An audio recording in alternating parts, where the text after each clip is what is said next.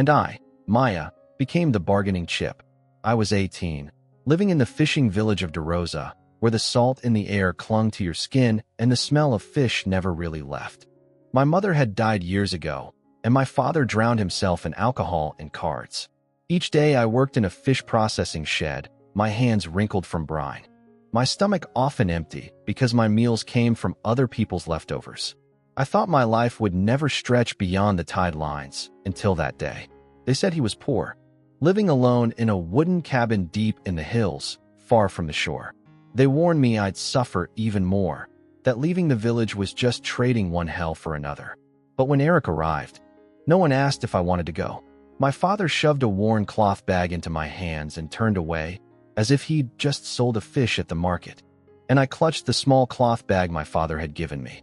Inside were only 2 worn dresses, a wooden comb, and the thin scarf my mother once owned. I didn't look back. I was afraid that if I saw the village again, I would run home and beg to stay, even though home had never been kind to me. Eric walked a few steps ahead, his stride steady and unhurried. He carried nothing but a leather satchel slung across his shoulder. He didn't speak, and I didn't dare break the silence. The only sounds were the crunch of our steps and the distant cry of gulls. There was no bed, no chair, nothing that spoke of comfort. "You can put your bag there," Eric said, pointing to the mat. His voice was calm, almost flat, yet it carried a firmness that made me obey without question. I sat down, unsure what to do next. Back in DeRosa, every task had been shouted at me. Fetch water, gut the fish, sweep the floor. Here, there were no orders, only silence. Not long after, Eric left without explaining. I thought he might be gone until morning, but when he returned, his arms were full. Fresh bread, vegetables, even dried spices I had only smelled in the market. He set them down on the table. "Cook," he said simply. We ate together. When I tried to serve myself last, out of habit, he stopped me. "We share here," he said. I didn't know why those 3 words made my chest tighten, but they did. That night, lying on the mat, I stared at the ceiling. Something about this man didn't fit the image the villagers had painted. Poor men didn't carry themselves with that quiet authority. Poor men didn't bring home food like this after disappearing for hours. I closed my eyes, but sleep was slow to come. Deep down, I knew I had stepped into a life far more complicated than anyone back in DeRosa could imagine. And whatever secrets Eric carried, I was now part of them. Morning came with the sound of rain tapping against the tin roof.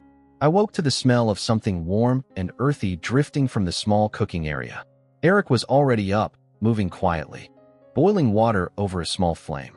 He didn't look at me as he poured some into a tin cup and slid it across the table. We ate in silence, and when the meal was done, he took his satchel and stepped outside without a word. I watched him disappear down the path, his figure swallowed by the mist. There was something purposeful in the way he walked, as if each step already knew where it was going. The hours stretched. I swept the floor, washed the few dishes, and stared out at the endless trees. By midday, I began to wonder if he would even return. But just as the light began to fade, I heard his footsteps again. He came in carrying bundles wrapped in thick paper.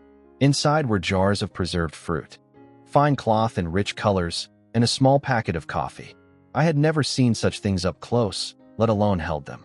"Where did these come from?" I asked without thinking. He glanced at me, a faint smile touching his lips. "The city," he said simply. Over the next few days, I noticed more. His clothes were plain but stitched with precision. He could mend a torn seam with quick, neat hands. At night, while I thought he was sleeping, I saw him reading thick books in languages I couldn't understand. Sometimes he took out folded papers covered in strange diagrams and studied them with a focus that made the air feel heavier. One evening, we walked to the village at the edge of the hills to trade for salt. As we approached the small market, people greeted him with a respect I had never seen given to a stranger. A fish seller offered the best of her catch without asking for payment. A shopkeeper stepped out to shake his hand, his voice almost too polite. Eric accepted it all with a quiet nod, but I could feel eyes on us the entire time. That night, I lay awake again, listening to the steady rhythm of rain. My mind kept turning over the details, each one small on its own, but impossible to ignore together.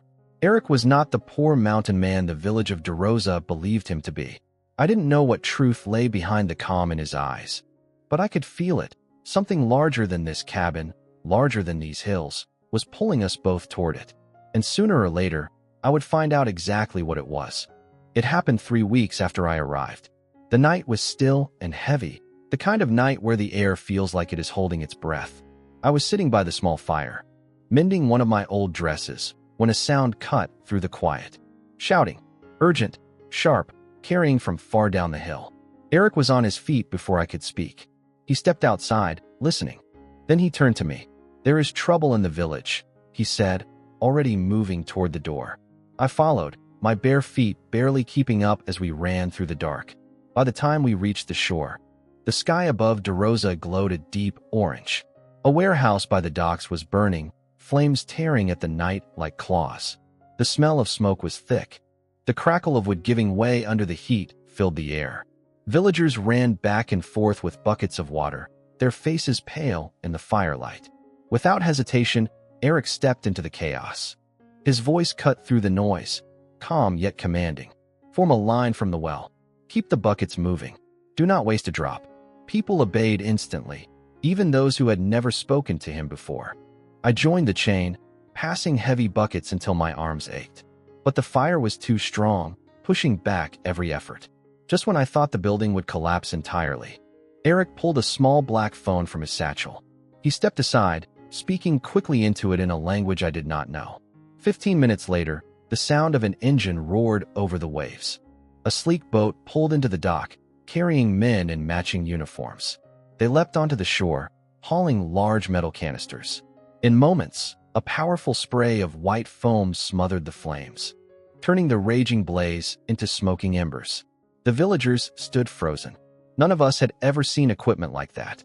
Mama Lonnie, who sold bread near the docks, clutched my arm.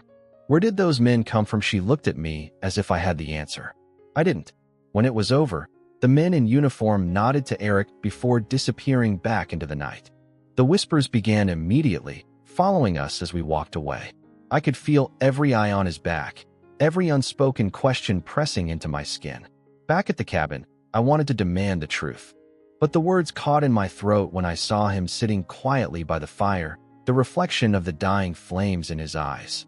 Whatever life Eric had before DeRosa, it was still close enough to reach us. And now, I was certain it was only a matter of time before it did. 2 days after the fire, the village had almost returned to its usual rhythm. But the whispers had not stopped. People spoke of the strange men in uniforms, of the boat that came in the night, and most of all, of Eric. Wherever I went, eyes followed me, searching for answers I didn't have. That afternoon, I was returning from the market when I saw the car. It was the kind of car I had only seen in magazines, its black paint gleaming under the sun. It stopped at the edge of the square, and from it stepped a tall woman in a cream suit, her hair swept neatly back, sunglasses hiding her eyes. She looked like she had stepped out of another world. The woman walked straight toward me, her heels clicking sharply against the stones. "You must be Maya," she said, her voice smooth and certain, as if she already knew the answer. "Does she even know who you are?" Selena asked quietly. "Enough," Eric said, his voice low but sharp. "Leave." Selena studied him for a moment longer, then turned to go. But as she passed me, she said softly, "One day, Maya, you'll realize you've been living with a man who has more power than you can imagine." When the car pulled away, I finally found my voice. "Helion Global, who are you really?" Eric met my gaze for a long moment. "I am who I choose to be here," he said. "That's all you need to know for now." But I knew it wasn't enough. The fire, the men in uniforms, now this woman from the city. The life Eric had left behind was not gone.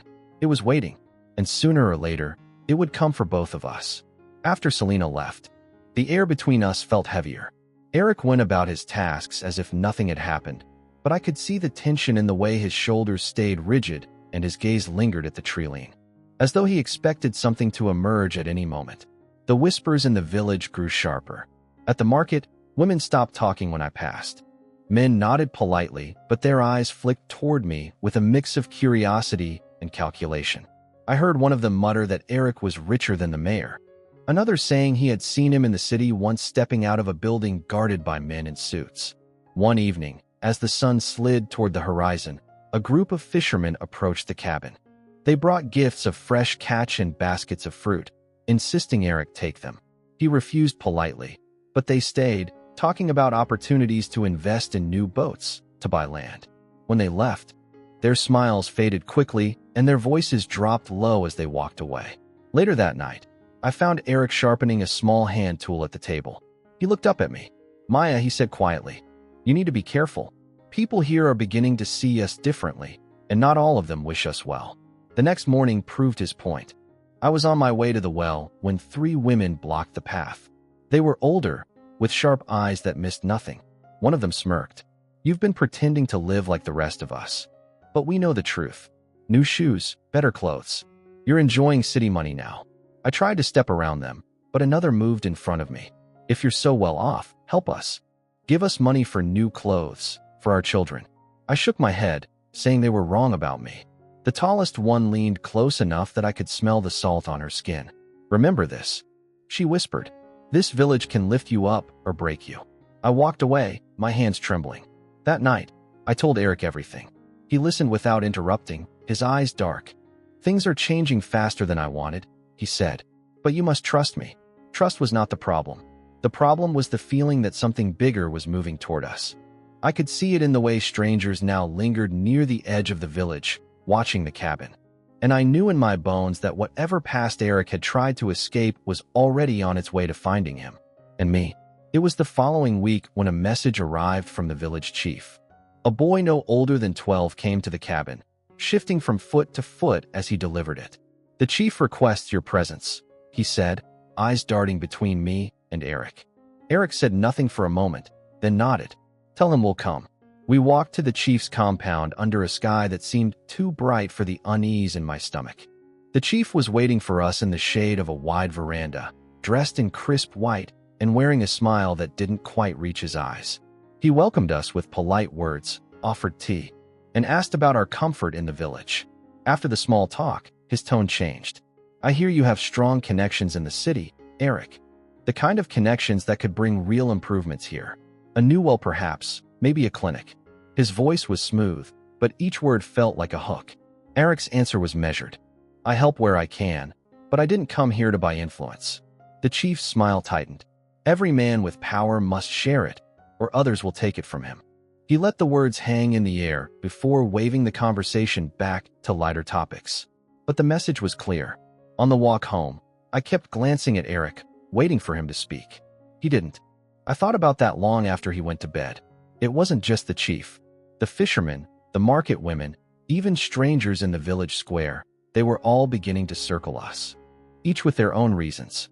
The next morning, as I fetched water from the well, I noticed a man I didn't recognize leaning against a fence. His clothes were too clean for a fisherman, his boots too new. He watched me for a moment, then looked away as if nothing had happened. By the time I returned to the cabin, he was gone. I didn't tell Eric. Part of me didn't want to add to his burden, but another part feared what he might do if he knew. Still, the feeling stayed with me, the sense that eyes were always on us now. He said. He crossed the room in 3 strides and opened the door just enough to look outside. 3 men stood in the pale light of the moon. They were not from the village. Their clothes were pressed, their shoes clean, their faces calm but unreadable. One of them stepped forward. "We need to talk," he said. Eric stepped outside, closing the door behind him. I pressed my ear to the wood, straining to catch their voices. "You've been gone long enough," one of them said. "The board wants you back. Investors are asking questions." Another voice added. They muttered something about returning soon and disappeared into the darkness. When Eric came back in, I was still standing near the door. "Who were they?" I asked, though I already had a feeling I knew. "People from my past life," he said quietly. "You're not who you've been pretending to be, are you?" His gaze met mine for a long moment before he finally nodded. "No, Maya. I was the director of Helion Global, and I walked away from all of it. Why marry me, then why hide? Because I wanted someone who saw me, not what I owned. And you did, from the very first moment. I should have felt comforted, but all I felt was the weight of the truth pressing down on us. If men like that could find him here, then this quiet life we'd been living was already slipping away. And I couldn't shake the fear that the next knock on the door would bring something we couldn't escape. By the next morning, It was clear the men's visit hadn't gone unnoticed. Whispers followed me through the narrow paths of DeRosa. At the market, women glanced at me over baskets of fish, their conversations falling silent when I passed. A group of children played near the pier, chanting Eric's name like it was part of a game, but the tone in their voices carried something sharper than innocence. When I returned to the cabin, Eric was outside repairing a wooden bench. "They know," I said quietly. He didn't even look up. "Let them talk," he replied. "It will pass." But it didn't pass. That afternoon, villagers began showing up at our door. Some came with wide smiles, asking for favors. A loan to fix a boat, money to send a son to the city. Others pretended to bring gifts. But their eyes searched the cabin like they were hunting for piles of gold hidden in the corners. Eric refused them all politely, yet each refusal seemed to plant a seed of resentment. The worst came when I saw my father's wife standing at the edge of the compound. She didn't greet me. Her gaze swept over the cabin with calculating precision. "Where is he?" she asked. I crossed my arms. "Why? If he truly has money, then it's only right we are taken care of," she said with a smirk. "After all, we gave you to him." "You sold me," I snapped. She waved a hand as if brushing away a fly. "Stop being childish, Maya. This is your chance to bring wealth to your family." Eric's voice cut through the air. "You were never her family. Now leave." Her smile vanished, and she turned away, muttering something I couldn't catch. That night, Eric warned me again. The moment people think you have something they want, they stop seeing you as a person. You become an opportunity. I wanted to believe we could ignore it all, but the village felt different now. I could feel eyes on me when I walked to the well, hear the hiss of whispers in my wake. And the more they talked, the more I knew that something was building, something that would not stop at just words. In DeRosa, the tide always came back in, and whatever was moving toward us now was coming in fast. The tension broke on a morning so still it felt unnatural. I woke to the faint rustle of movement outside. Peering through the window, I saw my father's wife again, but this time she wasn't alone. Two men stood beside her, strangers with city clothes and eyes that lingered too long on the cabin. She pointed toward our door, her voice low but urgent. Eric appeared at my side without a sound. "Stay inside," he said, stepping out before I could reply. His tone was calm, but there was no warmth in it. "What are you doing with these men?" he asked her. "They are just friends from the city," she replied too quickly. "They heard about you and wanted to say hello." "Stay away from my home," Eric said. The weight in his voice left no room for argument. The men exchanged a glance, then stepped back. My father's wife muttered something about ingratitude before leading them away. That night, Eric locked the door from the inside. He rarely did that. I lay awake, staring at the ceiling, feeling the walls of the cabin closing in. We had become a target. Before dawn, Eric shook me gently awake. "Get dressed," he said. "We're leaving." Outside, a black SUV waited, its paint gleaming even in the pale light. Three men in dark jackets stood beside it, nodding to Eric as we approached. The door opened for me, and the soft leather seat swallowed me whole. I had never sat in a car like this. The road wound away from DeRosa, and with each mile, the air seemed to change. The smell of salt faded, replaced by the clean scent of open fields. The village disappeared behind us, swallowed by distance and shadow. Hours later, the city rose on the horizon, glass towers catching the morning sun, streets alive with motion. But the SUV didn't stop in the busy center. It kept going, deeper into the heart of the city, until we turned down a long driveway lined with tall lights and flowering trees. At the end stood a building so large and polished it seemed to belong to another world entirely. Gates opened without a touch, guards bowing as Eric passed. My breath caught. This was no rented office or borrowed space. Whatever life Eric had left behind in DeRosa was nothing compared to the world we were entering now.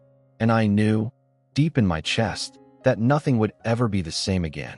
The SUV slowed to a stop in front of massive glass doors. Before I could open my door, a woman in a tailored suit appeared, greeting Eric with a bright smile. "Welcome back, Mr. Eric," she said, then turned to me. "And you must be Mrs. Maya." The way she said it made my name feel heavier, as if it now carried expectations I couldn't yet see. Inside, the air was cool and smelled faintly of fresh flowers. The floor shone like still water, and tall windows framed a view of the entire city below. People in sharp suits moved quickly through the space, each greeting Eric with a respectful nod. We stepped into a private elevator that glided upward in silence. When the doors opened, I found myself in an office larger than our entire cabin. A massive desk stood near the windows, walls lined with books, and shelves holding gleaming awards engraved with Eric's name. I turned to him, struggling to find my voice. "All of this is yours." He nodded. "Everything you see here, every building you passed on the way in, belongs to the world I once ruled. But I left it behind because power draws as much danger as respect." I walked to the window, looking out at the endless stretch of streets and towers. "If you left all this, why bring me here now?" "Because," he said, "it's time for you to see who I am and what that means for you." He led me through another door, into a penthouse that looked like something from a dream. Rooms bathed in soft light. Furniture that seemed too perfect to touch. A balcony that opened to the sky. "This is home now," Eric said simply. I sat on the edge of a velvet sofa, still trying to process everything. I had been a girl stitching torn clothes by lamplight, and now I was here, surrounded by wealth I couldn't have imagined. But beneath the wonder, a knot of unease twisted in my chest. If this was my new life, the dangers were bigger too. I turned to him. "What happens now?" "You learn this world," he said. "You stand in it as my equal. And one day, you might have to stand in it without me." His words sent a chill through me. I didn't know why he said it, but I understood one thing. Whatever future lay ahead, it would demand more from me than I had ever given before. That night in the penthouse felt unreal. I kept moving from room to room, running my fingers over smooth tables, soft carpets. Sunlight poured in through the glass walls. I woke to the smell of coffee and fresh bread. Eric was in the kitchen, sleeves rolled up, moving with a calm ease as he prepared breakfast. "For you," he said simply when I walked in. After we ate, he told me to get ready. "We're going out," he said, but offered no more explanation. A sleek black car waited downstairs, and soon the city was rushing past us again. We stopped in front of a tall building with wide windows and a name I didn't recognize. Inside, the air was alive with the sound of sewing machines, the scent of fabric and dye. Rows of mannequins stood draped in dresses, jackets, and skirts. People bustled about, taking notes, adjusting hems. I stood in the middle of it all, wide-eyed. "This," Eric said, "is yours." I turned to him, not sure I had heard right. "Yours," he repeated. "I remembered you stitching old clothes in the village, making something new out of scraps. I wanted you to have the chance to create without limits." I ran my hands over a bolt of fabric, so soft it almost slipped from my fingers. It felt impossible, yet real. Eric introduced me to a small team already working there. They greeted me warmly, calling me by name, asking about my ideas. The thought of designing pieces that could carry my name into the world stirred something deep in me, something I had never dared to imagine. By the time we left, my mind was spinning with possibilities. Back at the penthouse, I stood on the balcony, looking over the city. I felt the wind lift my hair, and for the first time in my life, I wasn't just surviving. I was building something of my own. Eric joined me, resting a hand lightly on my shoulder. "This is just the beginning," he said. "But you must be ready. In this world, success draws as many enemies as friends." I nodded, but in my heart, I knew I would not turn back. Whatever was coming, I would face it, not just as the girl from DeRosa, but as the woman I was becoming. In the weeks that followed, I spent most of my days at the studio. "This is Daniel, one of the best photographers in the city." I blinked at them, unsure. "Why a photographer?" "Because," Eric said with a faint smile, "it's time the world saw your work. We're doing your first brand campaign." The thought of standing in front of the camera made my stomach twist, but Eric's steady gaze held me in place. We set up the shoot that same week. Dresses from my first collection hung neatly on racks, each one waiting to be brought to life. When the day came, bright lights flooded the studio. Daniel moved with quiet precision, adjusting the angle, checking the frame. I stood in front of the camera wearing one of my own designs, a flowing dress the color of the sea at dawn. Eric watched from the side, his eyes fixed on me as if I were the only person in the room. At first, I felt awkward, my hands stiff at my sides. But then I remembered the girl in DeRosa who used to sew by candlelight, hoping for nothing more than a day without hunger. She was still part of me, but now she stood in a place she had never dreamed of. Daniel clicked the shutter. "Again," he said. I moved. I felt a surge of something beyond pride. It was strength, the kind that comes from surviving and still daring to dream. But beneath it all, a whisper of unease lingered. Success was growing quickly, maybe too quickly, and I knew Eric was right. In this world, not everyone would be happy to see me rise. It happened on a night heavy with rain. The city streets below the penthouse shimmered under the downpour, each light blurred like paint on wet glass. I had stayed late at the studio, working on new designs, and by the time I returned, Eric was in the living room, reading through a stack of papers. He looked up and smiled, but before he could speak, the lights flickered. A moment later, the elevator chimed. It was late for visitors, and my stomach tightened. The doors opened to reveal two men in plain dark clothing. Their eyes swept the room quickly, settling on me. "Mrs. Maya," one of them said, "we need you to come with us." Before I could answer, Eric was already standing between us. "She's not going anywhere." The man's voice stayed calm, but there was an edge to it. "You should think carefully. This isn't about you. It's about debts owed and promises broken." I didn't understand what he meant, but Eric clearly did. His jaw tightened. "You tell your employers they made a mistake." The other man stepped forward. Too fast. Eric moved to block him, but the first one reached into his coat and pressed something that sent a sharp hiss into the air. A sweet chemical smell filled my lungs, and the room tilted sideways. When I woke, the hum of an engine was the first thing I heard. My wrists were bound, the seat beneath me vibrating with each turn of the road. Rain streaked the dark window beside me. Across from me sat one of the men, staring straight ahead. "Where is Eric?" I demanded. "You'll see him soon enough," the man said. But his tone carried no reassurance. The car stopped at a warehouse near the docks. Inside, the air smelled of oil and salt. Shadows moved in the corners, voices low and sharp. One of them, a tall figure with a scar down his cheek, stepped forward. "Maya," he said as if greeting an old friend. "You're going to help us bring your husband back to the table." I realized then what this was. They weren't after me for who I was. I was leverage. I kept my face calm, but inside my mind raced. Somewhere out there, Eric would already be moving. And if the men who had taken me thought they could control him with me, they were about to learn how wrong they were. The warehouse was colder than the rain outside, the damp air clinging to my skin. The men who had taken me stood in a loose circle, whispering about their demands. They didn't notice the way I kept glancing at the far wall, where a thin gap in the panels let in a sliver of light. Then it happened. The distant rumble of engines grew louder, echoing against the metal walls. Before anyone could react, the doors burst open. Bright beams of light cut through the darkness as a team of men in dark uniforms stormed in, moving with precision. At their front was Eric. His face was unreadable, but his eyes locked on mine. It was over in minutes. The men who had taken me were disarmed and surrounded. No one dared resist.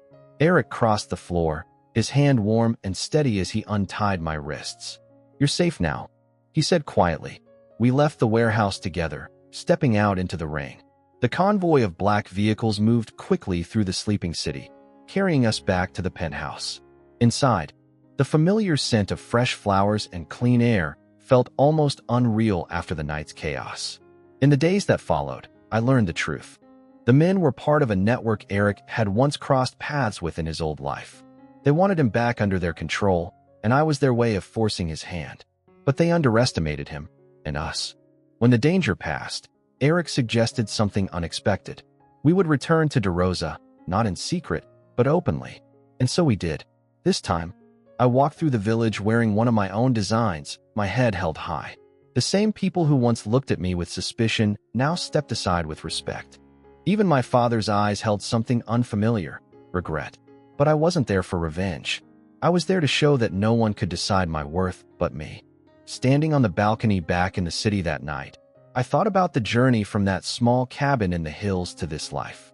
I had learned that love isn't about being saved, and power isn't just about wealth. True strength is knowing who you are and holding on to it, no matter where life takes you. Thank you for following this story from the very first moment to now. I hope Maya's journey reminded you that your value is never defined by where you start, but by the courage you show along the way. And now, I leave you with this question.